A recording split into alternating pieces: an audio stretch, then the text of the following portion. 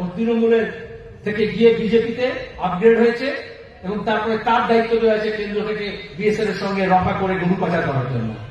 তাহলে স্মাগলিং এর বিরুদ্ধে বিজেপি তৃণমূল লড়বে? কোন দেশে আন্তর্জাতিক স্মাগলিং সম্ভব নয় যদি কেন্দ্র বাহিনী বিএসএফ তাকে যারা পরিচালনা করে হোম মিনিস্ট্রি আর রাজ্যে পুলিশ এসপি আইজি ডিআইজি লেভেলে তাদের মধ্যে যদি যোগসাজশ হয়, তাহলে নবান্ন এবং কেন্দ্র সরকারের মধ্যে যোগসাজশ হয় বলে আন্তর্জাতিক চোরাচালান হয়। এইখানে দাঁড়িয়ে এজন্য ভোটের সময় এসে বলে মোদী বলছে আমাকে দেখে ভোট দাও, আর মমতা বলছে আমাকে দেখে ভোট দাও। এই যে এমএলএ গুলো আর মন্ত্রীগুলো জেলে গেছে, ওদের কোনো দোষ নেই, ওদের সবাইকে লোকে এমএলএ কে ভোট দিয়েছে ওই মমতাকে দেখে নিয়ে। ওই জন্য জেলটা মমতারই যাওয়া উচিত, কারণ তাকে দেখেই লোকে ভোট। মোদীর মন্ত্রিসভার লোকের নাম জানে না। ফরওয়ার্ড ব্লকের নীতিশ চন্দ্র রায়, আলিপুরদুয়ারে আরএসপির মিলিওরা এবং জলপাইগুড়িতে আপনাদের সবার প্রিয় দেবরাজ বর্মন প্রার্থী করেছে। তারপর দ্বিতীয় পর্যায়ে দেখবেন দার্জিলিং এ পাহাড়ের সমস্ত মানুষ একযোগে ইন্ডিয়া ব্লকে যোগ দিয়েছে এবং সেখানে ডক্টর মুনিশ প্রধান কংগ্রেসের প্রার্থী হিসেবে লড়ছেন। মুনিশ তামাং, রায়গঞ্জে কংগ্রেসের প্রার্থী আলী ইমরান রামস, এইভাবে বালুরঘাটে আমাদের আরএসপি প্রার্থী। তারপরে ক্রমাগত এক একটা পর্যায়ে এগোবে।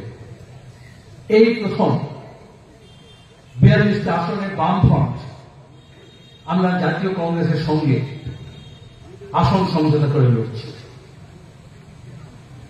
এবং নিচু তলা থেকে মানুষ নিজেদের মধ্যে ঐক্য তৈরি করেছেন। এরা শুধু জাতীয় কংগ্রেস এবং বামফ্রন্টের কর্মীরা নয়, শুধু বাম মনস্ক মানুষ নয়, শুধু জাতীয়তাবাদী মানুষগুলো নয়, যারা দেশকে ভালোবাসেন, দেশের মানুষকে ভালোবাসেন, যারা দেশকে ভালোবাসা মানে দেশের মানুষকে ভালোবাসা মনে করেন, যারা দেশের ঐক্য মানে দেশের মানুষের ঐক্যকে মনে করেন, যারা মানুষ বলতে তার জীবন জীবিকা, তার মর্যাদা, তার অধিকার, তার খেয়ে পড়ে একটা সুস্থ জীবনের স্বপ্ন দেখেন এবং ভাবেন সেটাই হচ্ছে মানুষের জীবন, তারা সবাই একটা হচ্ছে। কেন একটা হলো? কেন একটা হওয়ার দরকার হলো? কারণ আজকে দাঁড়িয়ে আমাদের দেশ কোন পথে চলবে, আগামী দিনগুলো কোন অবস্থা সম্মুখীন করবে আমাদের, এই সব নির্ভর করছে আমাদের এই নির্বাচন। আমরা বলি সাধারণ নির্বাচন, জেনারেল ইলেকশন, কিন্তু এবারের এই নির্বাচন সাধারণ নয়, অসাধারণ। কারণ যদি বলে না ওয়ান নেশন ওয়ান ভোট, এক দেশ এক ভোট, কোন বলেছিল জিএসটির সময় এক দেশ এক ট্যাক্স, এরকম আরো অনেক কিছু বলে। আসলে এটা এক দেশ এক ভোট নয়, বিজেপি বলতে চাইছে এই ভোট শেষ ভোট। এরপরে মানুষের এই সংসদীয় গণতন্ত্র, জনপ্রতিনিধি, নির্বাচিত প্রতিনিধি ব্যবস্থা থাকবে কিনা তা ঠিক হবে। আমরা আমাদের 190 বছর ব্রিটিশ সাম্রাজ্যবাদের বিরুদ্ধে স্বাধীনতা আন্দোলন করেছি। সেই আন্দোলনে আলাদা মত ছিল, পথ ছিল, অহিংস পথে হয়েছে, সহিংস পথে হয়েছে, কিন্তু উদ্দেশ্য লক্ষ্য একটাই ছিল, দেশটাকে স্বাধীন করতে হবে। কোন রাজা রানী সম্রাটই দেশ চালাবে না লন্ডনে বসে, আমরা সবাই রাজা আমাদের এই রাজা রাজত্বে। সেজন্যই তো গণতন্ত্র।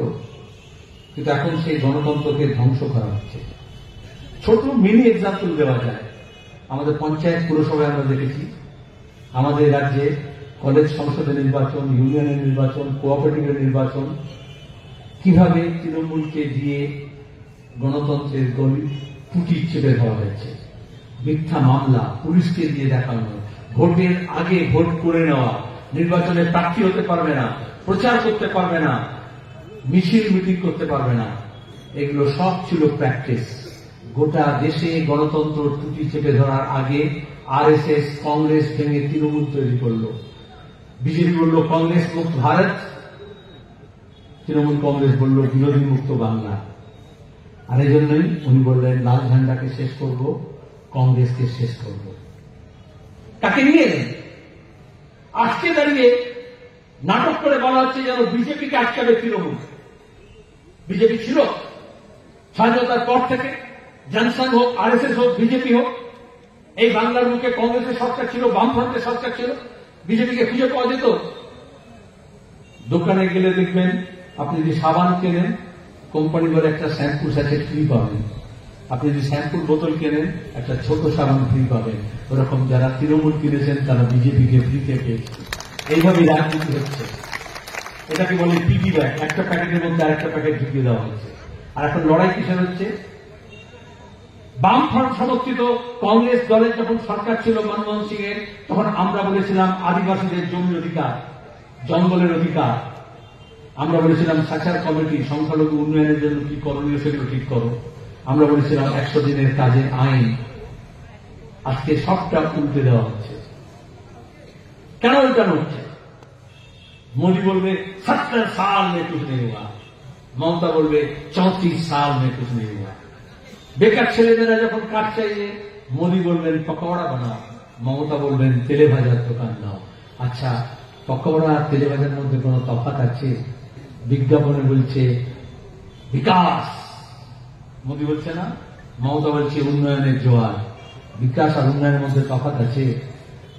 আসলে মোদী দেশের মানুষকে হিন্দিতে বোকা বানাচ্ছে, আর মমতা ব্যানার্জি বাংলায় বোকা বানাচ্ছে। এই জায়গাটি ধরা পড়ছে। লুট চলছে, লুট। এই যে আপনি শুনলেন, আগের বক্তারা বললেন চাকরি প্রার্থীরা চাকরি পাচ্ছে না।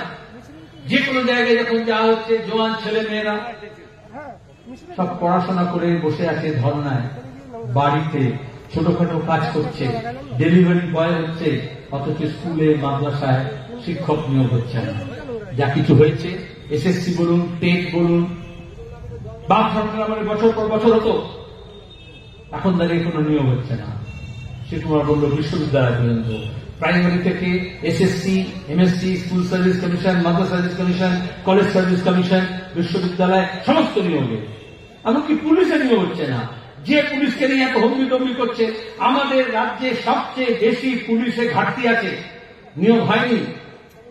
সিভিক ভলেন্টিয়ারকে দিয়ে কাজ করাচ্ছেন, শুধুমাত্র রং বেরঙের পোশাক দিয়ে দিলে, হাতে একটা লাঠি ধরে দিলে, নাকে একটা কাপড় গুঁজে দিলে, রাস্তার মোড়ে মোড়ে 2 টাকা, 4 টাকা, 6 টাকা, 8 টাকা সব রেট করে দেওয়া হয়েছে। আর সেই টাকাগুলো যখন নেওয়া হচ্ছে, ওই সিভিক ভলেন্টিয়ারদের উপর রাগ হচ্ছে। ওদের উপর রাগ করে কি হবে? ওরা তো আসলে টাকা কালেক্ট করছে, তারপরে ওটা থানার আইসি থেকে, এসপি থেকে, আইজিআইজি, আইজি থেকে এঘাট ওঘাট ঘুরে কালীঘাটে যাচ্ছে।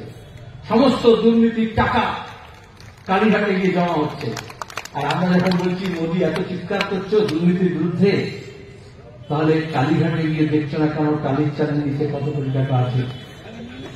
পাথর বান্ধবীর ঘর থেকে যত টাকা বেরোয়, অনুব্রত চালকল থেকে যদি এত টাকার গাড়ি বেরোয়, জ্যোতিপ্রিয় মল্লিকের কাছ থেকে যদি বেরোয়, ছোটখাটো তৃণমূলের নেতাদের কাছ থেকে যা বেরোচ্ছে, এমএলএদের কাছ থেকে যা বেরোচ্ছে, ওটা তো 25%। তো মমতা ব্যানার্জি ভাগ করে দিয়েছিলেন, খাও কিন্তু 75% কালীঘাটে দাও আর 25% নিজের কাছে রাখো। মানে 4 আনা আর 12 আনা। তাহলে এখনো পর্যন্ত যা বেরিয়েছে ওগুলো 4 আনা। আমরা বলছি 12 আনাটা বার করতে হবে, তবেই তো 16 আনা উসুল হবে। কিন্তু বিজেপি ওই মুখে যাচ্ছে না। আমরা বলছি টালির চালের নিচে কি আছে কালীঘাটে সেটা বার করো, বিজেপি বলছে না, কুতুব মিনারের নিচে কি আছে ওটা খুলে দেখতে হবে, জ্ঞানপাপী মসজিদের নিচে কি আছে ওটা খুলে দেখতে হবে, না তো তাজমহলকে খুলে দেখতে হবে তার নিচে কি আছে। ওরে মাথা খুলে মরে যাবি, তাজমহল আর কুতুব মিনারের নিচে কিছু পাবি না, তার চেয়ে কালীঘাটে গেলে অনেক কিছু পেতে পারতে। এইটাকে বলে ফোকাস থেকে বাইরে করে দেওয়া, আউট অফ ফোকাস করে দেওয়া। নাহলে হেমন্ত সোরেন জেলে গেল, অরবিন্দ কেজরিওয়াল জেলে গেল, আর শিক্ষক নিয়োগের দুর্নীতি, ওই যে কাপুর শুনছিলেন, সব কাপুর সর কাগজে রোজ বলছিল। মমতা কা কা কু করে কোকিলের স্বর বলছে, কাকের স্বর বলছে, কিন্তু কাপুর স্বর জমা দিতে চায় না, এসএসকে আটকে রেখে দিয়েছিল। আর সিবিআই, ইডি 6 মাস ধরে চেষ্টা করেছে ওই গলার স্বরটাকে বার করতে হবে। তারপরে হাইকোর্ট বারবার বলল, ওটা বেরোলো। রিপোর্ট পেয়েছেন? আচ্ছা, একটা ব্লাড টেস্ট করতে গেলে, একটা করোনা টেস্ট করতে গেলে, একটা কফ পরীক্ষা করতে গেলে, এমনকি মন পরীক্ষা করতে গেলে কদিন লাগে? আর সেন্ট্রাল গভর্নমেন্টের ল্যাবরেটরিতে পাঠানো হয়েছে, যেহেতু ওটাতে অভিষেক ব্যানার্জির টাকা নেওয়া দেওয়ার হিসেব আছে, ওই জন্য কাকুশ্বরের রিপোর্টটা বিজেপির কেন্দ্রীয় সরকার জমা দিচ্ছে না। কয়লা পাচার কাণ্ডে, গরু পাচার কাণ্ডে, শিক্ষক নিয়োগের কাণ্ডে এই অভিষেক ব্যানার্জির সব নাম মমতা ব্যানার্জি RSS এর মোহন ভাগবতকে ধরে আর মোদী অমিত শাহকে ধরে বার করে দিয়েছেন চার্জশিট থেকে। হাজার হাজার ছেলে মেয়েদের নামে মিথ্যা মামলা দেওয়া হচ্ছে, কোথাও গাজার কেসের নামে, কোথাও এনডিপিএসের নামে। যে কোনো জেলে যান, আমাদের যখন আইন অমান্য হয়েছে তখন তারা যারা জেলে গিয়েছে তারা বলেছে এত অসহায় লোকজন জেলের মধ্যে রয়েছে, তারা জানে না কেন জেলের মধ্যে আছে। তৃণমূলের লোকজনের বিরুদ্ধে মিথ্যা মামলা করা হয়েছে, আর পুলিশকে দিয়ে বলা হচ্ছে তুমি কাজ করো তৃণমূলের, তাহলে তোমাকে আমাদের এই মামলায় ঢুকিয়ে দেওয়া হবে। এটা গণতন্ত্র? এটা গণতান্ত্রিক অধিকার? এটা মানব অধিকার? এই জন্য আমাদের বলতে হচ্ছে যত মিথ্যা মামলা আছে এই সব মিথ্যা মামলা প্রত্যাহার করতে হবে, আর যত চোর বাইরে আছে তাদেরকে জেলে ঢোকাতে হবে। আমরা বললাম চোর ধরো, জেল করো। মানুষ সাড়া দিলেন। ইডিসিবিআই একটা খুচরো চোরকে ধরল, কিন্তু বড় চোরদেরকে ধরছে না। আসলে চোর চোরকে ধরে না, ধরে তার জন্য পুলিশ লাগে। এই জন্য দেখবেন কেন্দ্রীয় বাহিনী আর রাজ্য বাহিনীর মধ্যে ইঁদুর বেড়ালে খেলা হচ্ছে। টম জেরি যেরকম খেলা হতো না, একে তারা করছে, ওকে তারা করছে, রোজ ইডি, সিবিআই, সিআইডি, পুলিশ। আমরা ছোটবেলায় ওই চোর পুলিশের খেলা খেলতাম, চারটে পুড়িয়া বানাতাম কাগজে। এখন তো সব নানা রকমের খেলা এসে গেছে, অনেক উপাচার আছে। একদম সামান্য তাতে চোর, পুলিশ, দারোগা লেখা থাকতো না, আর কি লেখা থাকতো, ডাকাত। এখনো খেলা হয়, কিন্তু এখন পুরিয়াটা অন্য। এখন ওখানে পুলিশ পুলিশ খেলা হয়, কারণ চোর ডাকাতরা পার্লামেন্টে আর নবান্নতে গিয়ে বসে গিয়েছে। এই জন্য ওই পুরিয়ার মধ্যে চোর আর ডাকাত নেই। একবার কেন্দ্র পুলিশ যাচ্ছে মার খাচ্ছে, একবার রাজ্য পুলিশ যাচ্ছে মার খাচ্ছে, আর চোর ডাকাতরা মারামারি করে লুট করে যাচ্ছে। আসলে দিল্লিতে মোদির লুট আর রাজ্যের দিদির লুট। এক লুটেরা আর এক লুটেরাকে ধরবে না। এই জন্য আমরা বলেছিলাম গ্রাম জাগাও, চোর তাড়াও। আজকে আমরা বলতে পারি বাংলার মানুষের প্রতি আমাদের শ্রদ্ধা আরো বেড়ে গিয়েছে। এটাই আমাদের ঐতিহ্য। একেবারে ভক্তিবাদ থেকে শুরু করে, সুফিবাদ থেকে শুরু করে, নবজাগরণ থেকে শুরু করে, সাম্রাজ্যবাদ বিরোধী আন্দোলন থেকে, খাদ্য আন্দোলন থেকে, তেভাগা থেকে, লড়াইয়ের ময়দান থেকে মানুষ তার অভিজ্ঞতা শিখেছেন। আর এই জন্য চোর তাড়ানোর জন্য তারা এক কাট্টা হয়েছেন। অনেকে বলছে কংগ্রেস আর বাম কেন এক কাট্টা হল। আচ্ছা, গ্রামে বা পাড়ায় যদি আগুন লাগে, যদি লাগে, যায় না, খোদার কাছ থেকে লেগে যায়, তো আপনি চিৎকার করেন আগুন আগুন বলে, সবাই ছুটে আসে, যে যা পারে বালতি নিয়ে, বদনা নিয়ে, যার কাছে যা আছে, আজকাল তো প্লাস্টিকের বোতলের জল থাকে, সেগুলো নিয়ে চলে আসে, আগুন নেভাতে চায়। তখন কি কেউ ঝগড়া করে কে পানি বলে আর কে জল বলে? তাহলে দেখবেন তৃণমূলের শুভপ্রসন্ন ও বলছে পানি কে বলবে আর জল কে বলবে। আচ্ছা, আমরা পয়লা বৈশাখ করি, এই যে হাল খাতা হলো, পয়লা বৈশাখ বলি। আমরা তো প্রথম বৈশাখ বলি না, আমরা সালতামামি বলি, আমরা হাল খাতা বলি। আমাদের এটা মিশ্র সংস্কৃতি। এখানে অসংখ্য পর্তুগিজ, ডাচ, ইংলিশ, তুর্কি, ফার্সি, আরবি, এই সব ভাষাগুলো মিশ্রণ হয়েছে। বাংলা একটা মিলন ধর্মী সমাজ। রবীন্দ্রনাথ বলেছেন, যেখানে নদীমাতৃক দেশ, নদী জনপদকে ভাগ করে দেয়, আর দুপাশের মানুষ তাদের মধ্যে মিলনের আকাঙ্ক্ষা তৈরি হয়। তার এই জন্য আমাদের জারি গান, সারি গান, ভাটিয়ারি গান, আমাদের লোকগীতিতে একটা আবেদন আছে, একটা ডাক আছে, একটা সুর আছে। যেমন সচিন কর্তা বলেন ও মাঝি রে, তখন ডাক দেন। ডাক দেন কারণ যে নদীর মাঝখানে আছে আর যে ঘাটে আছে তার মধ্যে একটা কথোপকথন চাই। যে এ ঘাটে আছে, যে ও ঘাটে আছে, তার মধ্যে কথোপকথন চাই। আজকে বিজেপি আর তৃণমূল এই ভাগটাকে করে দিচ্ছে। ভাগ সম্ভব নয়, কিন্তু রাজনীতি দিয়ে করছে, ধর্মকে ব্যবহার করে করছে, ঈদকে ব্যবহার করে করছে, রামনবমীকে ব্যবহার করে করছে, মন্দিরকে ব্যবহার করে করছে, মসজিদকে ব্যবহার করে করছে। আমরা প্রথম থেকে বলেছি ধর্ম আলাদা, রাজনীতি আলাদা। এই ভোটে আপনি ঠিক করবেন আপনার রুটি রুজি হকের কথা। এই ভোটে আমাদের মন্দির মসজিদ ঠিক হবে না, আমাদের রাস্তা, আমাদের বিজলি বাতি, আমাদের বিদ্যুতের মাসুল, আমাদের ডিজেলের দাম, আমাদের খাবারের দাম, আমাদের কৃষকের ফসলের দাম, আমাদের সারের উপলব্ধতা, আমাদের সারের দাম, আমাদের সারের ভর্তুকি, আমাদের কীটনাশক সস্তায় পাওয়া যাবে কিনা, বীজ সস্তায় পাওয়া যাবে কিনা, কৃষক তার ফসল বেচতে পারবে কিনা নিজের দামে, আমাদের ছেলেমেয়েরা এই রাজ্যে কাজ পাবে অথবা পরিযায়ী শ্রমিক হবে, এইসব ঠিক করতে হবে। যখন জিনিসের দাম বাড়ে সেটা কি জাতপাত ধর্মবর্ণ দেখে হয়? পেট্রোল ডিজেল কেরোসিন তেলের দাম কত বাড়লো, আর টাকার দাম কত কমলো গত কয়েক বছরে? এই নরেন্দ্র মোদী 10 বছর আগে বলেছিলেন মোদী জি আইনগে अच्छे दिन लाएंगे, তার এখন 10 বছর পরে কেন নতুন নতুন বুজরুগি করতে হচ্ছে? উনি তো বলতে পারতেন যে আমি अच्छे दिन নিয়ে এসেছি। আচ্ছা, পুরোটা পড়েনি, 80% নিয়ে এসেছি, 70% নিয়ে এসেছি, 30% নিয়ে এসেছি। লকডাউন আর নোটবন্দির পরে এদেশের মানুষ, শুধু বাংলা না, সবাই এক ধাপ নিচে নেমেছে। আমরা বামপন্থীরা মনে করি উন্নয়ন মানে ওয়ান স্কেল আপ।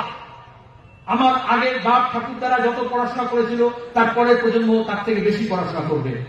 আগের প্রজন্ম যত আয় করেছিল এখন তার থেকে বেশি আয় করবে। আগের প্রজন্ম যে বাসস্থানে থাকতো তার থেকে এখন বাড়ি ঘর আরো ভালো হবে।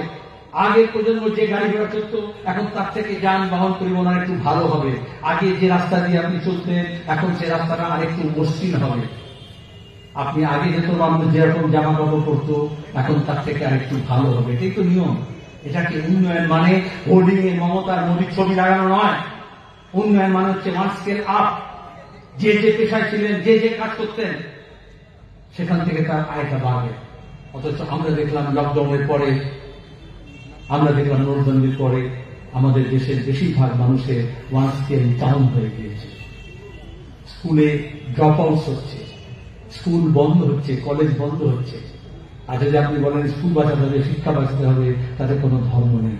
কিন্তু মাঝখানে যে তৃণমূল করত সে এখন বিজেপি হয়ে, সে নিশ্চিত অধিকারী হোক আর শুভেন্দু হোক, ওই নিজের অধিকারী কি নাম, এই যে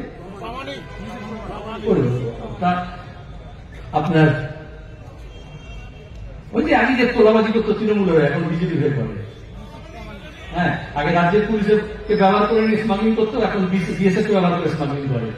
মেঘালয় থেকে ডালকোলা পর্যন্ত এই করিডোরে যে গরু পাচার হয় ও তৃণমূলের থেকে গিয়ে বিজেপিতে আপগ্রেড হয়েছে এবং তারপরে তার দায়িত্ব দেওয়া হয়েছে কেন্দ্র থেকে বিএসএফ এর সঙ্গে রফা করে গরু পাচার করার জন্য। তাহলে স্মাগলিং এর বিরুদ্ধে বিজেপি তৃণমূল লড়বে? কোন দেশে আন্তর্জাতিক স্মাগলিং সম্ভব নয় যদি কেন্দ্র বাহিনী বিএসএফ তাকে যারা পরিচালনা করে হোম মিনিস্ট্রি আর রাজ্যে পুলিশ, এসপি, আইজি, ডিআইজি লেভেলে তাদের মধ্যে যদি যোগসাজশ হয়, তাহলে নবান্ন এবং কেন্দ্র সরকারের মধ্যে যোগসাজশ হয় বলে আন্তর্জাতিক চোরাচালান হয়।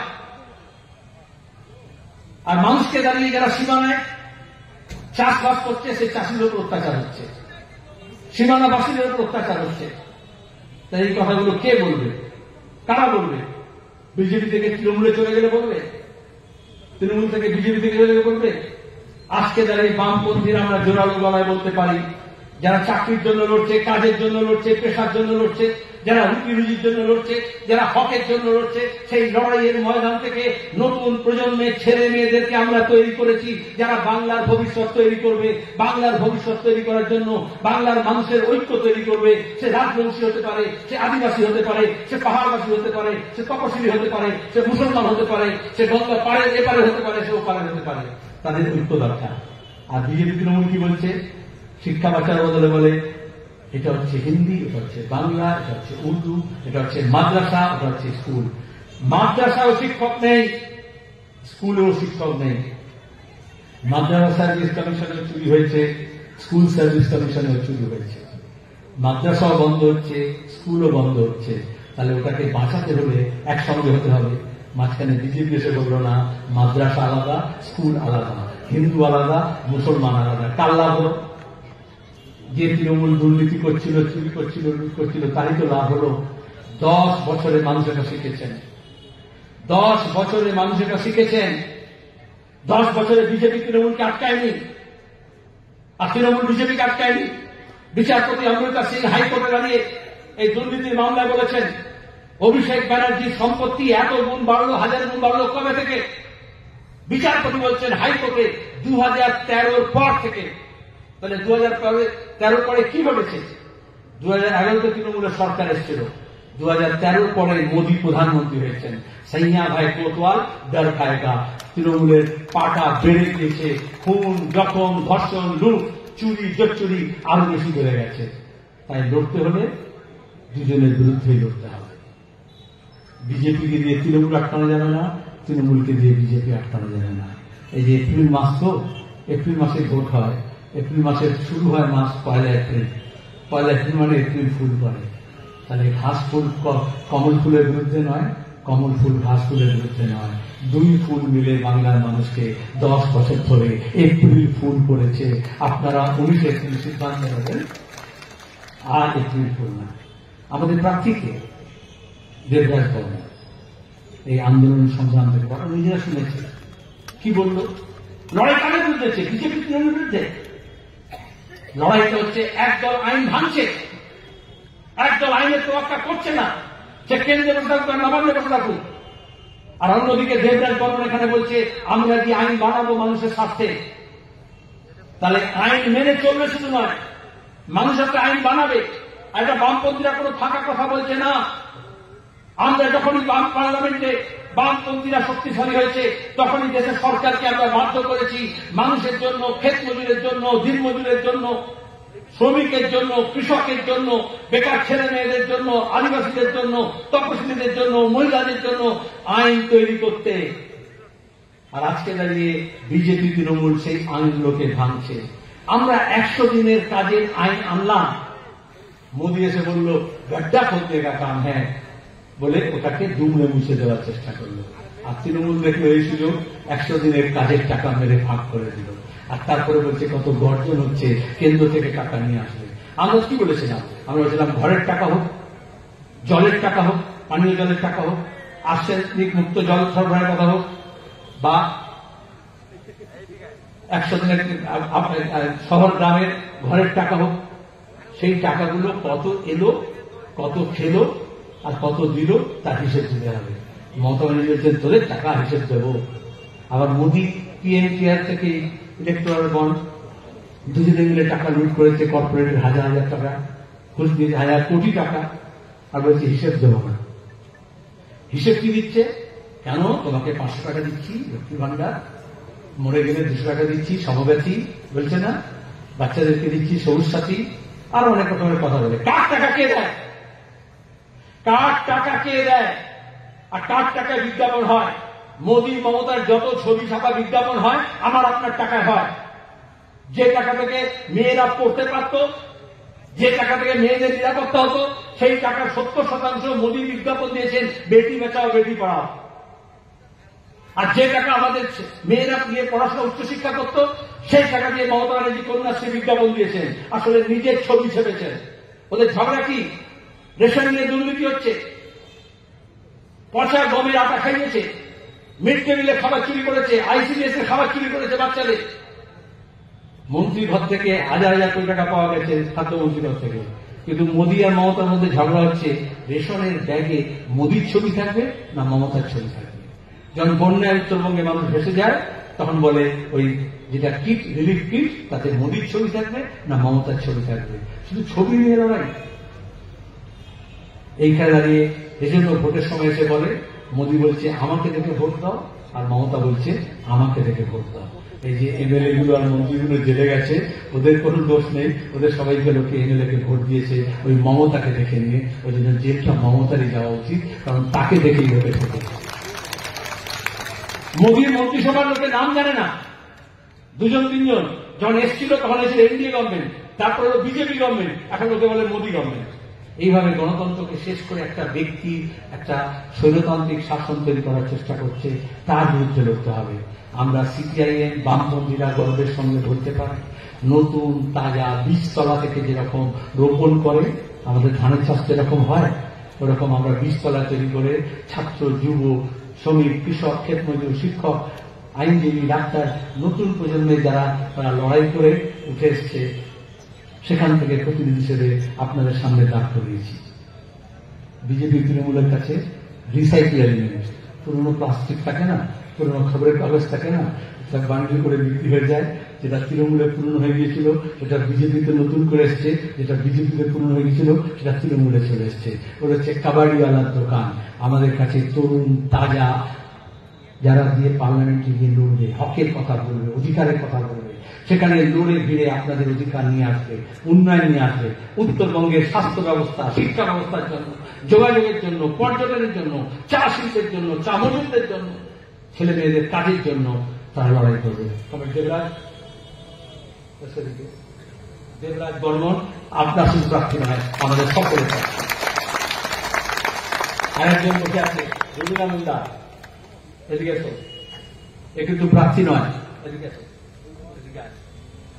পঞ্চায়েতের লোকেকে নির্বাচিত করেছিল, আর টাকার বিনিময়ে তৃণমূল ইলেকট্রল বন্ডের টাকা, চিট ফান্ডের টাকায় কিনতে চেয়েছিল। সিপিআইএম এর কাছে এখনই টাকায় গ্যারান্টি দিতে পারে বেআইনি টাকায় কিছু বেঈমান কেনা যায়, কোন সাচ্চা ইনসান কেনা যায় না। আপনাদের মর্যাদা, আপনাদের রায়ের মর্যাদা দিল্লির বুকে দাঁড়িয়ে জোর গলায় বলার অধিকার তাদের কাছে থাকবে। আপনাদের কাছে শুধু অনুরোধ, বামফ্রন্ট মডেল ও সিপিআইএম এর প্রার্থী কংগ্রেস সমর্থিত কমরেড দেবরাজ বর্মনকে আপনারা জেতাবেন, আর রবিনা মুন্ডার মতো মেয়েদেরকে, ছেলেদেরকে আরো বেশি এগিয়ে দেবেন। ধন্যবাদ, নমস্কার।